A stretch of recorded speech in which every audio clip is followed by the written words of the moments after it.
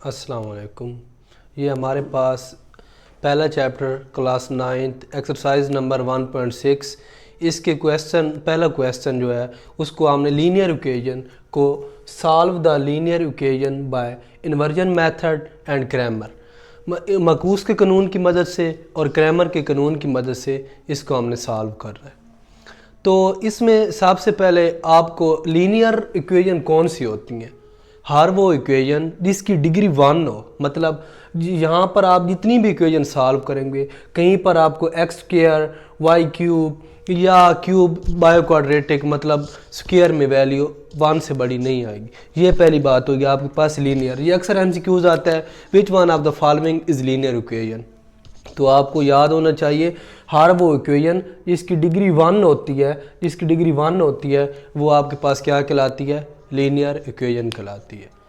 अच्छा, linear equation को solve करने के दो मेथड हैं। एक है मकूस का कानून मतलब इन्वर्जन मेथड और दूसरा है क्रैमर का कानून।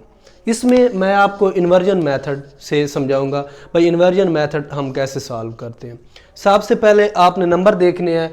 ये देखिए 2x - 2y is equal to 4 और 3x + 2y is equal to 6।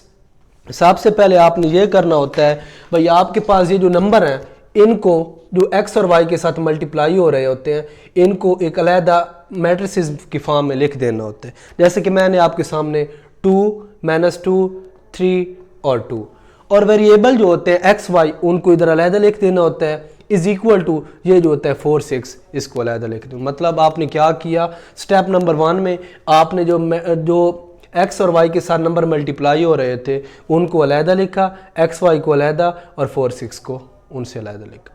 जो आपके पास इसके पास 3 मैट्रिसेस बन जाएंगे। पहले को आपने नाम दे देना है a, दूसरा x y जो है वो x और तीसरा जो है उसको मतलब 4 6 है इसको आपने नाम दे दिया b। अब देखिए a जो है वो x के साथ इधर क्या हो रहा है? मल्टीप्लाई हो रहा है, दूसरी साइड पे जाके डिवाइड होएगा मतलब b/a होएगा और a ऊपर जाके इसकी वैल्यू क्या -1 हो जाएगी। अब आपके पास इक्वेशन जो बन चुकी है वो है x is equal to a inverse b। अब आपको पता होना चाहिए a का इनवर्स कैसे फाइंड करते हैं। a का इनवर्स फाइंड करने के लिए आपको अर्जेंट ऑफ a मतलब a जो मैट्रिसेस आपको दिया हुआ है इसका अर्जेंट फाइंड करना होता है और इसका डिटर्मिनेंट यानी कि माड मक्ता फाइंड करना होता है। अच्छा, अर्जेंट अगर आप फाइंड कर लें, डिटर्मिनेंट फाइंड कर दें तो b से मल्टीप्लाई कर दें तो आपके पास ये इक्वेशन सॉल्व हो जाती है। तो आपको सबसे पहले अर्जेंट और डिटर्मिनेंट कैसे फाइंड करते हैं ये देखें। आपके पास एक मैट्रिसेस दिया हुआ है a is equal to ABCD। इसमें मैंने आपको बताया है इसका डिटर्मिनेंट ये मार्ड 2 लाइनों से जो शो करते हैं ये होता है डिटर्मिनेंट। इसको कैसे सॉल्व करते हैं? इसमें पहला जो नंबर होता है उसको इसके सामने वाले मतलब क्रॉस मल्टीप्लिकेशन a × d कर देते हैं। दरमियान में साइन माइनस आता है, ये याद रखना, साइन हमेशा माइनस आएगा ये डिटर्मिनेंट फाइंड करने के लिए। और c जो है इसको आप क्या करते हैं b के साथ मल्टीप्लाई मतलब क्रॉस मल्टीप्लिकेशन AD - BC। जो आंसर आएगा पहले 2 को मल्टीप्लाई कर दूसरे के साथ वो आपने सब्सट्रैक्ट कर लेना है, आपके पास आ गया। बच्चों वाला काम है, डिटर्मिनेंट फाइंड हो गया। अब आगे अर्जेंट ऑफ ए। अर्जेंट कैसे फाइंड करते हैं? इसमें पहला नंबर जो है वो a है और दूसरा b है, तीसरा c है और चौथा d है। इसमें पहले और चौथे को आप रिप्लेस कर देते हैं अर्जेंट फाइंड करने के लिए। मतलब आप जो है a की जगह d लिख देंगे और d की जगह a लिख देंगे। ये है पहले और चौथे के लिए। बाकी जो दूसरा तीसरा नंबर है b और c इसको आप साइन चेंज कर देंगे। अगर b और c मतलब दूसरा और तीसरे नंबर वाले एलिमेंट्स आपके पास माइनस में है उसको आप प्लस में चेंज कर देंगे, प्लस में या माइनस में कर देंगे। तो अर्जेंट फाइंड और डिटर्मिनेंट फाइंड उम्मीद है आपको समझ आ गई होगी। अब इस वैल्यू में हम पुट करते हैं अर्जेंट ऑफ ए आपके पास ये है 2 - 2 3 4। अब मैंने डिटर्मिनेंट फाइंड किया मतलब 2 को 2 के साथ मल्टीप्लाई किया, 3 को -2 के साथ किया, 2 को 2 के साथ मल्टीप्लाई किया, 3 को -2 के साथ किया और ये जो माइनस है ये आपके पास फार्मूले वाला है जो मैंने आपको बताया है। फार्मूले के लिए दरमियान में डिटर्मिनेंट में माइनस आता है। 2 2s are 4 माइनस और minus multiply by minus is equal to होता है प्लस। तो ये हो गया 3 मल्टीप्लाई बाय 2, 3 2s are 6 और minus plus 6, 4 + 6 is equal to 10। अच्छा, अगर आपके पास डिटर्मिनेंट 0 आ जाए ये मैंने लिखा इज़ नॉट इक्वल टू 0, तो इसका मतलब इसको आप मजीद सॉल्व कर सकते हैं। अगर ये डिटर्मिनेंट 0, क्वेश्चन नंबर 5 जो है वो डिटर्मिनेंट इसके 0 आता है और वो अक्सर शॉर्ट क्वेश्चन में वो क्वेश्चन दे देता है, तो आपने करना होता है सोल्यूशन इज़ इम्पॉसिबल, आप आगे सॉल्व नहीं कर सकते। आगे adjoint of A, adjoint of A में मैंने क्या किया, पहले और चौथे की मैंने रिप्लेसमेंट कर दी। मतलब ये 2 थे बाई चांस, नंबर 1 जैसे थे, इनको रिप्लेस कर दिया। और ये जो -2 था इसको देखे मैंने +2 कर दिया, मतलब दूसरे और तीसरे के साइन चेंज करते हैं। और जो -3 था इसको मैंने +3 में चेंज कर दिया।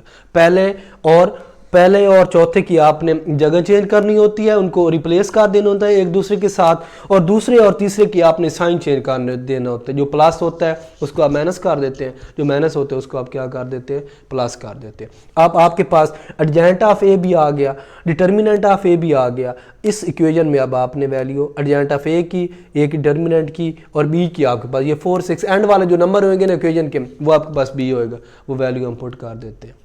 तो उसके लिए ये देखिए x is equal to adjoint of A divided by A की determinant multiply by B.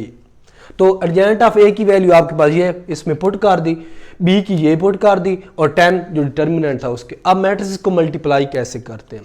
Multiplication के लिए आप क्या करते हैं, first row multiply by first column.